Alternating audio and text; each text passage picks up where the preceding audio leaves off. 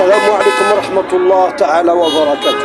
إخواني أخواتي الأعزاء في كل مكان داخل الوطن وخارجه، ماذا يحصل؟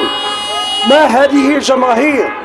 ولماذا هذا الجموع الغفيرة؟ ما هذه الجموع الغفيرة التي ملأت الشوارع والساحات؟ إخواني أخواتي المغاربة، إنه الفوز، إنه الانتصار المتواصل، إنه نجاح كبير، نجاح يحسب لكرة القدم المغربية، ويجسد عمق العمل الجاد، ويؤكد أن ما تحقق لم يكن صدفة، بل ثمرة رؤية وصبر وطموح شعب لا يعرف المستحيل. خرج الجميع، إخواني أخواتي الأعزاء، خرج الجميع نساء ورجالا، شبابا وأطفالا من كل المدن والقرى ليعبروا عن فرحتهم العارمة وعن فخرهم الكبير بالتتويج المستحق بكأس العرب، بالتتويج المستحق بكأس العرب.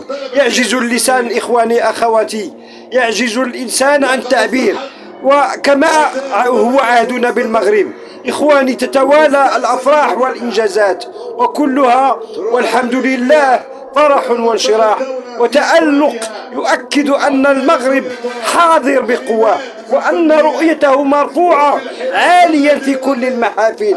هذا هو الشعب المغربي، هذا هو الشعب المغربي يا سادة، شعب واحد، قلب واحد يلتف حول وطنه ويحتفل بإنجازاته بكل حب واعتزاز. كما تشاهدون معي إخواني، هذه جماهير الشريفة، مغرب التاريخ، مغرب العز والانتصار، مغرب التاريخ والمجد بقيادة جلالة الملك هذه الفرحة محمد السادس إخواني أخواتي الأعزاء، إن هذا الفرحة الملك. عاش المغرب، عاش المغرب، عاشت المملكة المغربية الشريفة.